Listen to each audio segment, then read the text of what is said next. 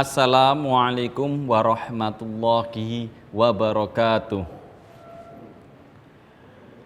Bismillahirrahmanirrahim. Alhamdulillahirabbil alamin. Wabihi nasta'inu ala umurid dunya waddin. Wassalatu wassalamu ala ashrafil anbiya'i wa imamil mursalin Sayyidina wa maulana Muhammadin wa ala alihi wa ashabihi ajma'in. Rabbi syrah li sadri wa yassir li amri wahlul 'uqdatam min lisani yafqahu qawli. Qala Allah Ta'ala fi kitabihil karim, ya ayyuhalladzina amanu idza qumtum ilas sholati fawsilu wujuhakum wa aydiyakum ilal marafiqi wamsahu biru'usikum wa arjulakum ilal ka'bain. Amma ba'd. Sobat TH yang senantiasa dalam lindungan Allah Subhanahu wa taala. Alhamdulillah pada kesempatan hari ini, kali ini kita berjumpa lagi, belajar bersama lagi tentang tata cara beribadah yang baik dan benar sesuai dengan tuntunan syariat Islam, sesuai dengan fikih yang telah diberikan, yang telah diajarkan oleh guru-guru kita. Pada kesempatan hari ini saya akan menyampaikan tentang hal-hal yang membatalkan wudhu. Kenapa demikian? Karena sering kita merasakan atau ragu, khususnya seperti di bulan Ramadan, ketika kita setelah selesai wudhu kemudian ditawari makanan atau minuman, kemudian kita karena berpuasa seharian merasakan haus, tentunya biasanya memilih untuk berbuka terlebih dahulu. Nah, demikian itu makan atau minum apakah membatalkan wudhu atau tidak? Termasuk yang mungkin bersentuhan dengan suami atau istrinya sendiri, apakah itu nanti wudhunya batal atau tidak? Nah, dalam kesempatan inilah saya akan membahas hal yang membatalkan wudhu, tentunya berdasarkan madhab atau yang telah diutarakan menurut madhab Imam Syafi'i. Sebelum membahas tentang yang membatalkan wudhu tersebut, kita bahas dulu tentang rukun wudhu atau yang wajib dilakukan saat wudhu, yang menjadikan sahnya wudhu, yaitu yang pertama adalah niat wudhu sendiri. Kemudian yang kedua rukunnya adalah membasuh wajah. Rukun wudhu yang pertama dan yang kedua atau niat dengan membasuh wajah itu dilakukan secara bersamaan. Artinya ketika kita membasuh wajah pertama kali, di situ pula niat wudhu di dalam hati kita lakukan. Rukun wudhu yang ketiga adalah membasuh kedua tangan sampai siku.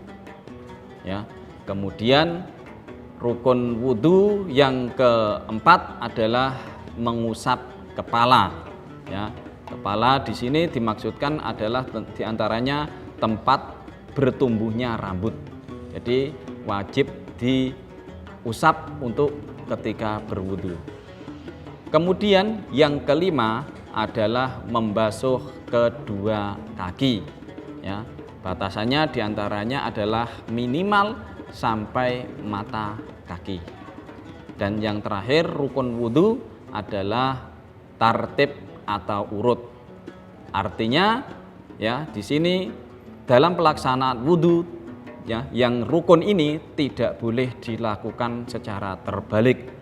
Artinya ketika wudhu pertama harus niat, kemudian membasuh wajah, kemudian membasuh tangan, mengusap kepala dan membasuh kaki.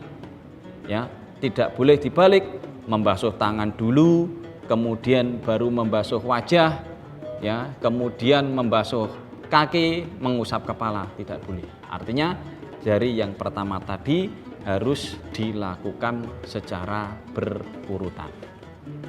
Ya, demikian itu termasuk hal-hal yang wajib dilakukan ketika berwudu. Nah, adapun berkumur, ya, mengusap telinga, mengulangi sampai 3 kali dan selebihnya yang selain saya sebutkan 6 tadi, kebanyakan adalah hukumnya sunnah. Ya, jadi ketika berwudu yang wajib dilakukan adalah 6 hal tersebut. Nah, melanjutkan dari kitab Fasolatan yang disusun oleh Kyai Haji Raden Asnawi, di sini disebutkan bahwasanya yang membatalkan wudu ada 4. Ya. Yang pertama yaitu mengeluarkan sesuatu dari jalan depan ataupun belakang. Di sini dimaksudkan tentunya adalah jalan buang air kecil dan jalan buang air besar. Apapun yang keluar dari jalan depan ataupun belakang itu nanti bisa membatalkan wudu. Jadi maaf, tidak hanya cuma kentut, ya, tapi apapun itu kalau memang keluarnya dari jalan depan ataupun belakang, ya, ketika selesai wudu maka wudunya menjadi batal. Namun demikian, ya, yang termaktub di dalam kitab ini disebutkan, ya, yang membatalkan wudu tersebut kecuali mengeluarkan mani. Jadi ketika seseorang berwudu, ya, kemudian keluar mani, wudunya tidak batal. Namun demikian, ya, mengeluarkan mani atau keluarnya mani justru mengakibatkan wajibnya mandi. Ya. Jadi yang pertama adalah yang membatalkan wudu mengeluarkan sesuatu dari jalan depan ataupun belakang. Yang keempat, hilang akal. Ya, hilang akal di sini bisa disebabkan karena tidur, gila, ya, mabuk dan lain sebagainya. Intinya di situ ketika seseorang wudu, contohnya kemudian dia pingsan karena kesadarannya hilang, ya, setelah sadar, ya, berarti dia ketika akan sholat atau melakukan sesuatu yang mensyaratkan suci dari hadas kecil dan hadas besar, maka dia minimal harus wudu untuk menghilangkan hadas kecilnya. Kemudian yang ketiga, ya, bersentuhan dengan lawan jenis yang bukan mahramnya. Ya. Nah, apa itu sebenarnya mahram? Ya, mahram itu adalah orang yang tidak boleh dinikah. Orang yang tidak boleh dinikah, contohnya di situ adalah, ya, saudara sekandung, ya, termasuk bapak, ibu, ya, termasuk paman atau bibi.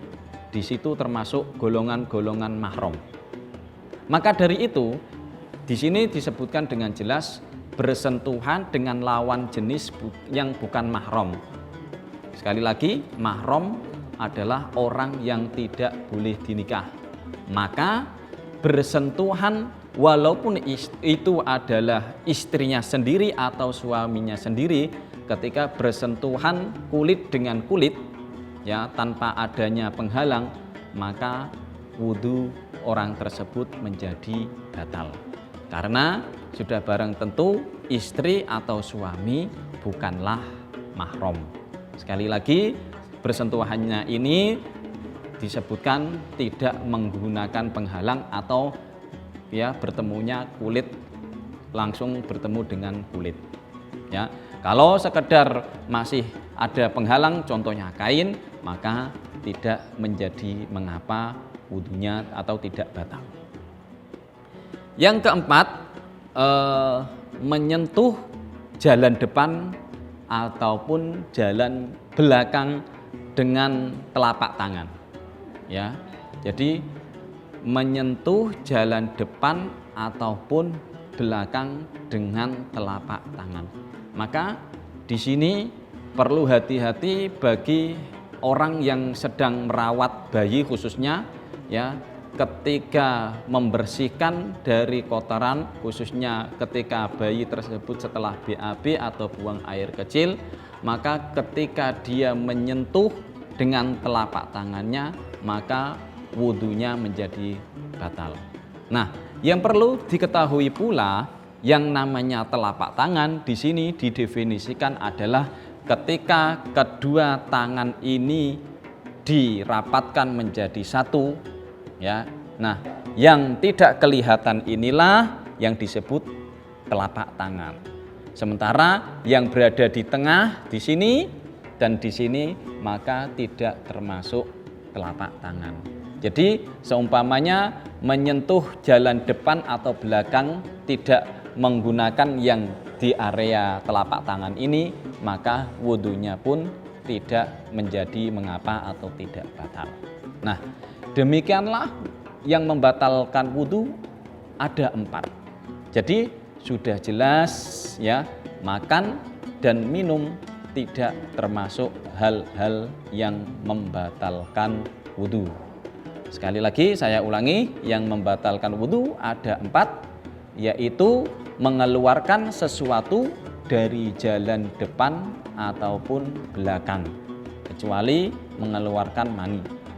Kemudian yang kedua adalah hilang akal, baik itu karena tidur, gila, pingsan, dan lain sebagainya. Kemudian yang ketiga adalah menyentuh lawan jenis yang bukan mahramnya. Bersentuhannya adalah, ya, kulit bertemu dengan kulit atau tanpa adanya penghalang.